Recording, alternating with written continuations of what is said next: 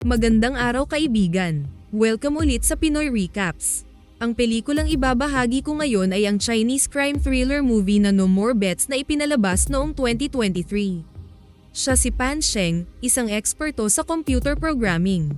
Bata pa lang ang lalaki ay humahakot na ng award sa iba't ibang competition sa buong bansa. At naging sikat si Sheng nang i-hack niya ang nasa 8,000 bangko sa iba't ibang bahagi ng mundo dahil sa nakitang butas sa software na ginagamit ng mga bangko.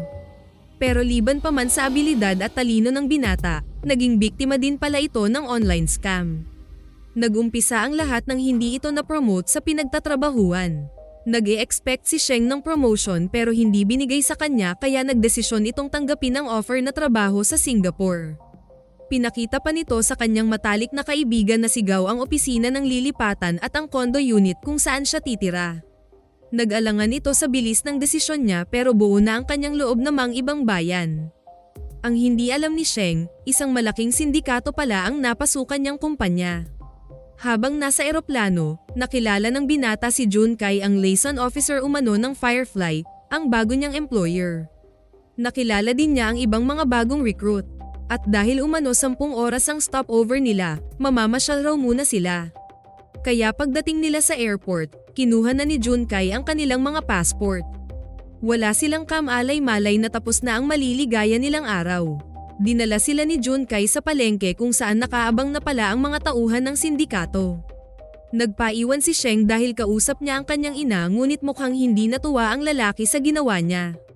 Maya-maya pa ay ginulpi na ang kasamahan ni Sheng sa katinakpan ng mga ulo. Pagkatapos ng tawag, natigilan siya nang marinig na sumisigaw ng saklolo ang mga kasama. Masama na ang kanyang kutob nang makita ang mukha ni Jun Kai. Kaya dito na siya mabilis na tumakbo palayo. Pero dahil hindi niya alam ang pasikot-sikot sa lugar, nahuli rin siya ng grupo at kinuha ang kanilang mga telepono. Dinala sila sa liblib na lugar kung saan sinalubong sila ng nagpakilalang in charge umano ng kumpanya na si Lu. Maraming guards ang compound at may mga baril pa ang mga ito. Kasama ring sumalubong sa kanila ang mga empleyado. Gulpi ang inabot ng bagong dating nang sabihin nilang magba-back out na sila at gusto nang umuwi. Pagpasok nila sa loob ng building, dito na pinaliwanag ni Lu kung anong klaseng negosyo ang meron sila. Ito pala ay operator ng napakalaking illegal na online sugal sa buong Asia. Lahat ng klaseng sugal sa baraha, cryptocurrency, text scam, at casino ay meron sila. Iba't iba ang departamento bawat floor level ng gusali. Pinaliwanag din ni Lu kay Sheng ang kanilang sahod at may incentives umano sila kung maganda ang kanilang performance. Dagdag nito na bawal sila makipag-communicate sa labas. Kaya kumpiskahin umano ang mga cellphones nila at naka-surveillance din ang paggamit nila ng internet. Nang paakyat na sila sa top floor, nadaanan pa nila ang isang lalaki na kinukuryente. Ganito umano ang parusa sa mga nagbabalak tumakas sa pasilidad. Pagdating nila sa huling department, kailangan na ng security access card kung papasok sa unit. Dahil dito na pala nag-ooperate ang mga online broadcast ng kumpanya. Puro magagandang babae ang mga host at mas malaking pera umano ang pumapasok sa unit na ito. At napanganga sila nang malaman na kasama din sa lineup ang kalaswaan. Ngunit mas natuon ang pansin ni Sheng sa isang host na nakatingin din sa kanya. Nang matapos ang kanilang orientation, sinabihan sila ni Lu na pagkatapos ng 1 buwan kung hindi nila kaya ang trabaho, papauwiin na umano sila. Pero dahil sa trauma at pambubugbog, ayaw na ni Sheng magtrabaho. Ngunit ang hindi niya alam, bait-baitan lang pala ang manager. Ang masaklap, hinayaan lang nitong bugbugin siya ni Jun Kai. Takot na takot siya nang tutukan ng baril. Kaya walang nagawa si Sheng kundi tanggapin ang kapalaran. Kinagabihan, hinatid na silang lahat sa accommodation na katabi lang ng paaralan na pekeng foundation ng kumpanya para hindi masilip ang illegal na negosyo. Walang maayos na tulugan. Hindi niya lubos maisip na nascam siya at nahulog sa sindikato. Dito niya nakita ang lalaking tinorture kanina na ngayon ay nasa loob ng maliit na kulungan. Sabi niya dito na siguradong tatawag ng pulis ang kanyang mga magulang pag hindi siya mag-update sa mga ito. Pero ilang sandali lang ay pumasok si Jun Kai. Inutusan siya nitong mag-chat sa parents niya at sabihin na maayos ang kanyang kalagayan. Ngunit ilang segundo lang ay binawi agad nito ang cellphone dahil wala itong tiwala sa kanya. At ito na mismo ang nag-send ng message. Sa kabilang banda, siya naman si Ana. isang sikat na model ng kilalang makeup brand. Gusto na pala itong kunin ng sindikato pero hindi sa paraang kagaya ni Sheng. Si Ana ay kusang pumasok sa bitag ng grupo dahil na rin sa tulong ng itinuring nitong kaibigan na si Chuan. Lingid sa kaalaman ng dalaga, gumawa ng paraan ang sindikato para ma-terminate ang kontrata nito sa brand. At nagtagumpay nga sila sa kanilang plano kaya dito na pumasok sa eksena si Junkai. Ginamitan nila ng matatamis na pangako ang modelo na kesyo malaki ang kikitain nito plus pa ang mga incentives. Alanganin si Ana pero dahil sa tiwala niya sa kaibigan at nasilaw na rin sa malaking kita, tinanggap na rin niya ang offer. Ngunit medyo kinabahan ang dalaga dahil sa liblib na border sila dinala ni Junkai at illegal silang pumasok sa bansang pagtatrabahuan. Ayon sa lalaki, ganito umano ang ginagawa nila kasi walang hassle sa immigration at wala na ring maraming tanong kung mag-apply ng visa. Pagdating nila sa kumpanya, kinuha agad nilo ang kanilang mga passport. Pinagsabihan din sila na nakamonitor ang kanilang mga cellphone, na makikita umano kung sino-sino ang kausap nila, bawal mag-picture o kumuha ng video at wala silang wifi connection. Dagdag nilo na makakalaya lang umano sila kung makuha ang 5 million target sales ng bawat isa. Kasunod nito ay inorient kaagad ang mga bagong host kung ano at paano gawin ang kanilang trabaho. Lahat umano ng sugal ay kontrolado ng operator. Minomonitor nila ang bawat entrada ng players. Kaya kahit sa ang anggulo tingnan, champion pa rin ang kumpanya. Sa umpisa lang umano nila pinapatikim ng panalo ang mananaya para magbitaw na ito ng malaking halaga. Ino-offer ng loan na may mababang interest at kung ano-ano pa para lang maengganyo ang mga sugarol. May sasakyan umano silang umiikot sa maraming parte ng Asia para mangolekta ng personal data ng mga tao sa paligid gaya ng mobile numbers at emails. Pagkatapos ay magpapadala ang technical team ng magagandang offer para tuksuhin ang mga tao na magsugal. Ito na ang trabaho ni Sheng. Sila ang gumagawa sa programming para ikaengganyo ng players. Kasama na dito ang mga dummy websites na puro sugal ang laman para marami ang mapagpili ang laruin. Kahit labag sa kanyang kalooban walang magawa ang binata kundi gawin ang trabaho. Ngunit hindi nawala sa isip niya na magsumbong sa otoridad. Nagsulat siya sa isang takip ng karton na humihingi ng tulong at pumasok sa CR. Sumampa siya sa urinal para ihulog sa bintana ang papel pero nabasag ang pinatungan niya. Nakahawak si Sheng sa kanyang tuhod nang lumabas si Ana sa cubicle. Pinulot nito ang papel at binasa ang sinulat niya. Sabi ng babae na mamatay umano siya sa balak niyang gawin. Dito niya nalaman na hindi sa pilitan ang pagtatrabaho ng kaharap kay Lou. Na pag na-achieve na umano nito ang target sales makakalabas na ito ng kumpanya. Kaya sagot niya kay Ana na tutulungan niya itong maabot ang 5 million. Basta pag nakalabas na umano ang dalaga, magsumbong ito sa mga pulis. Nagulat ang babae sa narinig. Ngunit natigilan ang dalawa dahil biglang kumatok sa CR si Junkai. Mabilis na hinarangan ni Sheng ang pinto para hindi makapasok ang lalaki. Ilang saglit pa ay umalis ito sa pinto nang sabihan ni Ana na masakit ang puso nito. Dito na tumakbo si Sheng patungo sa cubicle. Sinubukan niyang i-flush ang papel pero wala palang tubig. Kaya wala siyang nagawa kundi pikit matang kinuha ang nasa bowl, pinunit, sinubo, nginuya at pilit na nilunok. Nang mga sandaling iyon sampal ang inabot ni Ana kay Junkai pero concerned din pala ito sa dalaga. Bigla itong napatingin sa CR nang marinig ang kaluskos sa loob. Kaya nang makita siya ng lalaki, tadyak at suntok ang inabot niya dito. Mabuti na lang talaga na kinain na niya ang papel dahil kinapkapan siya at tiningnan nito ang kanyang bunganga. Nang biglang sumulpot ang isa niyang kasama sabay sabi na may malaki silang kliyente na naka-online. Ang player na ito ay si Tian. Isang graduating student at may sariling pinagkakitaan. May pinapatakbong website ang lalaki kasama ang girlfriend na si Song at iba pang kaibigan. Si Sheng ang gumagawa ng mga offer para kay Tian na papasok sa account ni Ana. Nakita ni Song ang offer na ito pero pinagbawalan nito ang nobyo na huwag ipasok sa website nila ang ads ng sugal. At buong akala ng babae, susunod si Tian. Pero hindi pala dahil na-attract ito kay Ana. Dahilan para abutan na ito ng liwanag sa loob ng sasakyan na ang araw na iyon ay graduation na nila. Dahil nanalo sa unang sabak, inengganyo pa ng lalaki ang mga kaibigan na maglaro dahil kaya umano nilang i-bypass ang pattern ng game at mananalo sila palagi. Yun ang akala ni Tian kaya tinaya niya ang perang pambili sana ng regalo sa nobya. Ngunit natalo siya. Sa isang iglap naglaho agad ang kanyang pinaghirapan. Natahimik si Sheng sa huling taya ng lalaki. Pero biglang nagutos si Junkai na gawa ng loan offer si Tian na siguradong hindi tatanggihan nito. At kinuha nga agad ng binata ang halagang 5 million na inoffer ni Sheng. Dito na nagsimula ang pagkalulong ni Tian sa online sugal. Dahil sa laki ng inutang, binili na rin niya ang flute para kay Song.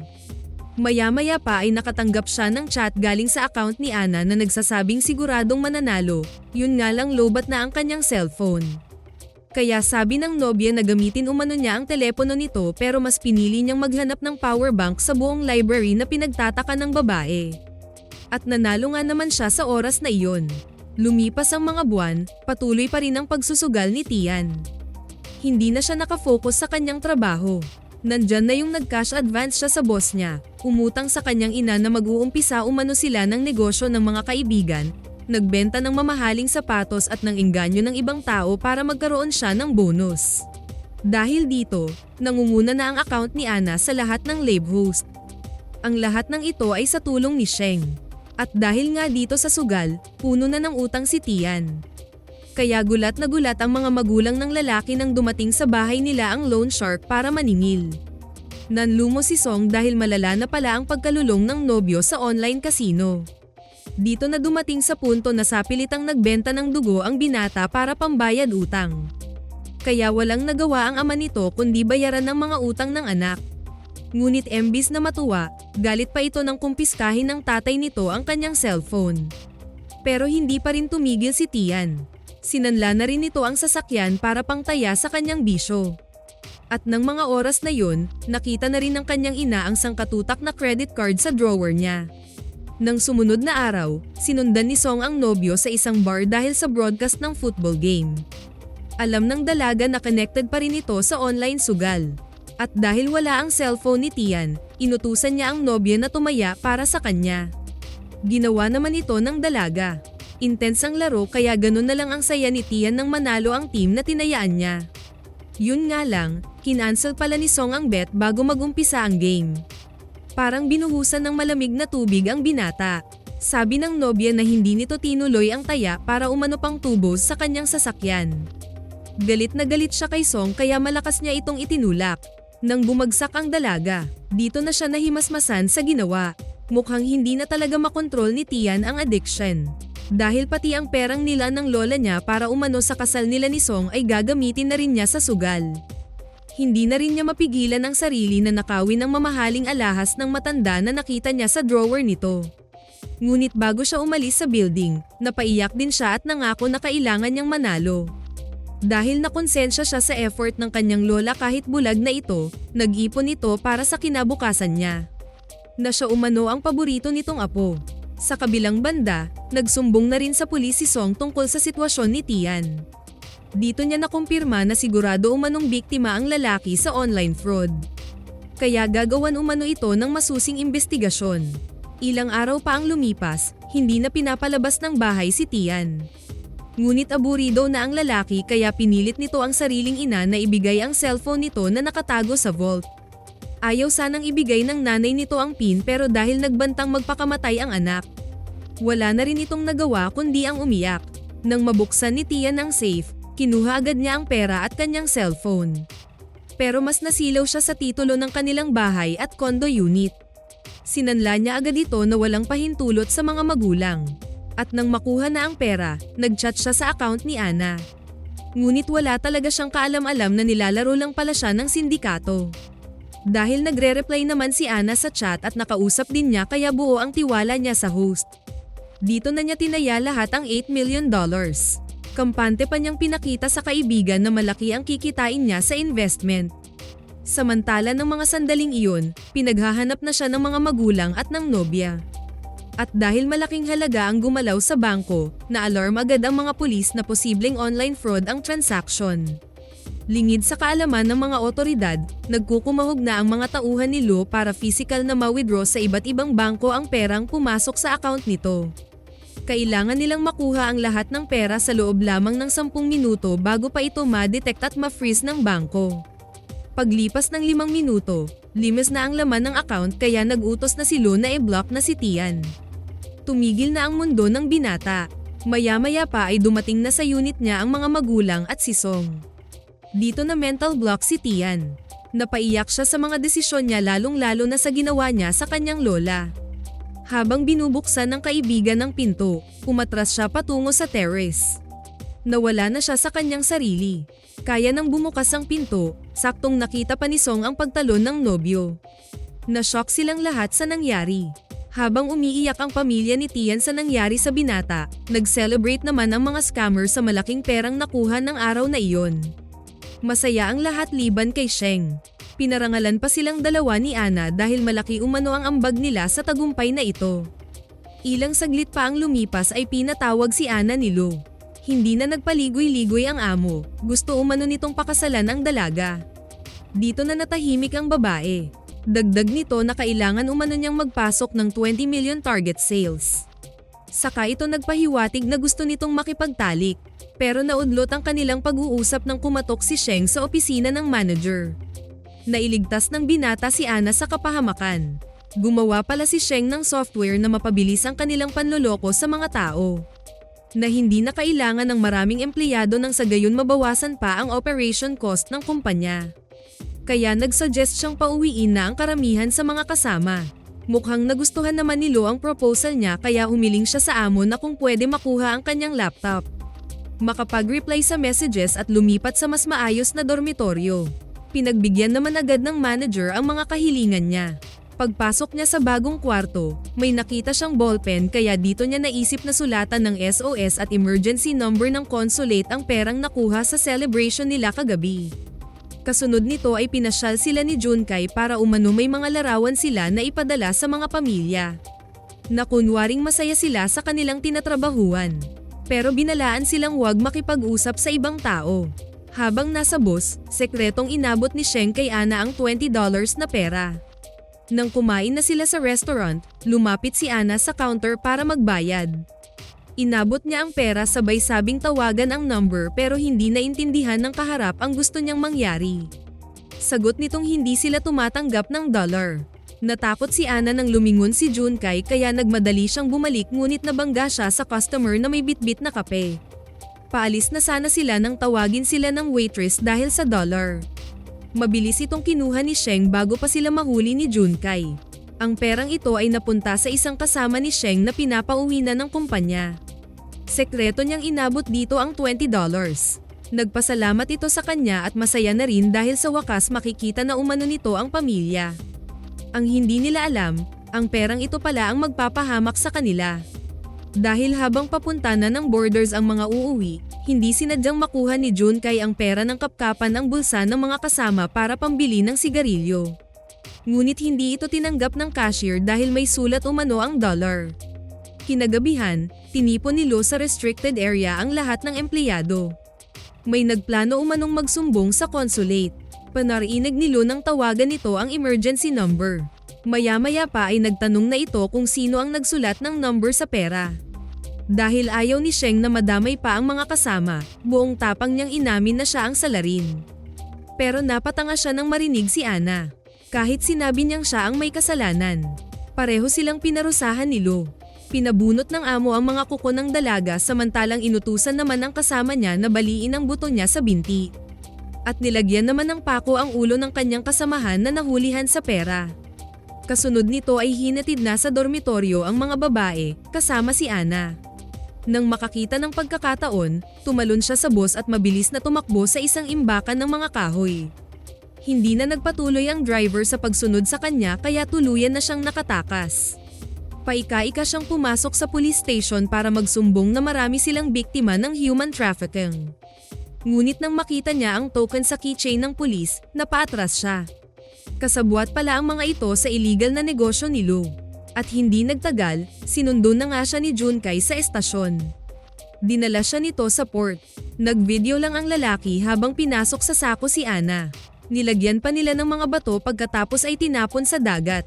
Akala ng dalaga ay katapusan na niya. Pero bago pa man siya maubusan ng hangin, dahan-dahan nang siyang umaahon sa tubig. Nang pakawalan siya ng mga ito, nasa bangka na siya. Hinagis sa kanya ni Junkai ang kanyang passport sabay sumenyas na huwag maingay. Hindi siya makapaniwala sa ginawa ng lalaki. Sunod nitong hinagis ang polo nito saka inutusan ng kalalakihan na umalis na. Kumaway pa ito sa kanya habang papalayo na sila. Samantala, nagkita ulit si Song at Officer Zhao. Nakonsensya ang investigador nang malaman na nag-suicide pala ang nobyo ng dalaga. Mabagal umano ang galaw ng kanilang investigation dahil hindi raw nila saklaw ang mga illegal activities sa ibang bansa. Maya-maya pa ay may naglagay ng card flyers sa bintana ni Zhao. Nakita ni Song na familiar ang babae sa card, kaya dito na umaksyon ang babaeng pulis. Dahil sa maliit na card, dito na nagkaroon ng lead ang CIDG. Nakilala na din nila na si Ana ang modelong nasa website ng casino. Na-raid din ang illegal na printing shop ng sindikato. At na-trace ng otoridad ang babaeng handler na nagpadala kay Ana at iba pang biktima sa ibang bansa. Nang mga sandaling iyon, nasa maliit na kulungan si Sheng kagaya ng isang kasama na nakakulong noong bago lang siya dumating. Sinuhulan ni Ana ang immigration officer para wala na itong maraming tanong. Habang tinitingnan naman ni Zhao ang conversation ni Tian at account ni Ana na noon ay hawak ni Sheng. Dito pa lang ay mababasa na ng investigador na may hidden messages pero hindi nga lang napapansin ng lalaki dahil sa addiction nito at kagustuhang manalo. Lingid sa kaalaman ni Ana, naka-surveillance na pala ang buong paligid ng tinitirhang building. Kaya nang dumating siya sa apartment nila, may mga pulis nang nakaabang sa kanya. Yun nga lang, hindi agad siya naniwala sa mga ito dahil sa takot na baka kasabwat din ang mga ito sa sindikato. Ngunit dahil wala siyang lakas, na-corner din siya ng mga undercover at pinakitaan ng ID para magtiwala siya. Kasunod nito ay dinala siya ni Zhao sa isang conference kung saan panarinig sa kanya ang mga biktima ng online sugal. Kung ano-ano ang estado sa buhay at kung bakit tumataya ang mga ito sa kasino. Pagkatapos ng event, dinala siya sa hospital kung saan nakaretay ang comatose na si Tian. Machine na lang umano ang bumubuhay sa lalaki. Dito kinukonsensya ni Song si Ana na sana siya raw ang nakahiga at naghihingalo hindi ang nobyo nito. Napaiyak na lang siya sa nangyari. Sinabihan siya ni Zhao na biktima din siya pero kailangan niyang magsalita para matulungan ng iba pang mga kasama niya. Saka nito pinakita ang ID ni Sheng. Paglipas ng ilang araw, nakipag-coordinate na ang Chinese CIDG sa bansang Vanay kung saan naka-operate ang negosyo ni Lu. Nang magbigay na ng full cooperation ang host country, lumipad na ang team ni Zhao. At pagkatapos ng masusing investigasyon, natukoy na rin nila sino si Junkai at ang operator na si Lu. Dito na pinaghuhuli ang lahat ng mga kasabwat sa napakalaking online scam sa naturang bansa. Ni-raid ang mga hideout at satellite stations. Pero nang pasukin nila ang main compound ni Lu, wala na silang naabotan dito. Naisahan din ng sindikato ang pulisya. Dahil may kasabwat din pala ang mga ito sa gobyerno. Hindi madali ang sinagawang operasyon ng team ni Zhao. Muntik pa silang mapahamak nang abangan sila ng mga tauhan ng sindikato. Buti na lang nailigtas sila ng isang Chinese na negosyante. Dahil sa nangyari, nawalan na ng pag-asa ang babae. Mahirap daw umanong hanapin ang eskwelahang sinasabi ni Ana na hideout ng sindikato. Kaya nag-utos ito sa mga kasama na bumalik na sila sa kanilang bansa. Samantala, habang nagkaklase ang kaibigan ni Sheng, may naalala ito bigla. Dito nito napagtanto na may gustong ipahiwatig ang mga larawan ng kaibigan. At natuklasan nga nito ang nakatagong mensahe. Natawagan ang address ng school kung saan nakastation ang bagong operation ni Lu. Kaya mabilis itong tumawag sa team ni Zhao na ng mga oras na yun ay pasakay na sana sa eroplano. At tama nga ang mga clue na binigay ni Sheng. Nang matukoy na nila ang paaralan, nag-surveillance na sila sa buong paligid. Tiningnan nila ang mga basura at nakumpirma na meron ng aktibidad sa loob na hindi related sa mga estudyante. Dito nila pinabalik si Ana sa Vanay dahil sigurado umanong gumagamit ng access card ang sindikato. Pinadrawing nila sa babae ang buong area ng school. Kailangan umano nilang makapasok sa loob na hindi namamalayan ng mga tauhan ni Lu. Kaya kinontak nila ang restaurant na nagde-deliver ng pagkain sa mga tao sa loob. Isang araw gaya ng dati, hinagisan na ng pagkain si Sheng. May palaman na posporo ang kinakain na burger kung saan nasa loob na nito ang instruction kung ano ang dapat niyang gawin. Kailangan umano niyang i-activate ang fire alarm para makapasok ang mga pulis sa loob. Nang sa gayon, ma-evacuate din ang mga bata. Ilang saglit pa ang lumipas, dumating na ang fire department pero kasama ng mga ito ang SWAT team, CIDG at buong team ni Zhao. At dito na nabuko ni Lo si Junkai na hindi pala nito pinatay si Ana. Nagmamadali siyang buksan ang vault para kunin ang baril, pero bigla siyang sinaksak ni Junkai sa likod. Ngunit imbes na magalit sa tauhan, inutusan niya itong i-delete ang memory ng CCTV sa control room dahil kung hindi papatayin umano ito ng kanilang big boss na si Chong. Napaiyak si Junkai nang sabihin niya na hindi niya ito masisi sa desisyon nito. Pinagbabaril ni Lo ang mga laptop at inutusan ng mga tauhan na sirain lahat ng computers at mga laptop. Kasunod nito ay pinuntahan ni Lo si Sheng. Sabi nito sa binata na panalo na siya. Dagdag nito na wala itong tiwala sa mga pulis kaya nakiusap ito sa kanya na ihatid ang anak sa nanay nito dahil baka hindi na raw ito makalabas ng buhay pa. Saka binigay sa kanya ang calling card. Hindi nagtagal na pasok na rin ng mga otoridad ang gymnasium. Akala nila maayos ang pag-surrender ng mga ito pero lumabas si Sheng. Sinabihan niya si Lo na isurrender ang cellphone nito dahil connected ito sa main server kung saan naroon ang mga ebidensya. Ngunit nang damputin ni Zhao ang telepono, binaril ito ni Junkai kaya pinagbabaril din ng mga pulis ang lalaki. Hanggang sa magkagulo na dahil nagtakbuhan na ang mga empleyado ng sindikato. Pero kalaunan, nakontrol din ito ng mga otoridad. Napangiti si Ana nang makitang nakalabas na buhay si Sheng. Masaya din ang binata nang makita ang babae. Maya-maya ay binigay niya ang calling card kay Zhao na ito umano ang ina ng bata. Pagkatapos silang maibalik sa sariling bansa, hinatulan ng kamatayan si Lo. 2 taon ding makukulong si Ana kahit kusa pa itong nag-surrender. At wala umanong kasalanan si Sheng dahil napilitan lang itong gawin ang trabaho. Marami ding impormasyon ang sinawalat ng binata para matulungan ang kanilang mga biktima. Paglipas ng 2 taon, nakalabas na si Ana sa kulungan. At naging parte na rin ng anti-fraud center si Sheng sa pamamahala ni Zhao. Isa rin siyang resource speaker para ibahagi sa ibang tao ang kanyang karanasan tungkol sa illegal online networking. Lingid sa kanilang kaalaman, isang lalaki sa likuran ang nanunood sa kanila na may hawak na access card ng sindikato. Ang pelikulang ito ay hango sa totoong pangyayari at karanasan ng mga taong naging bahagi na malawakang online fraud at human trafficking na talamak na nangyayari sa Southeast Asia. Sana nagustuhan nyo ang pelikulang ito. Maraming salamat sa inyong panonood. Kita-kits tayo sa susunod na video.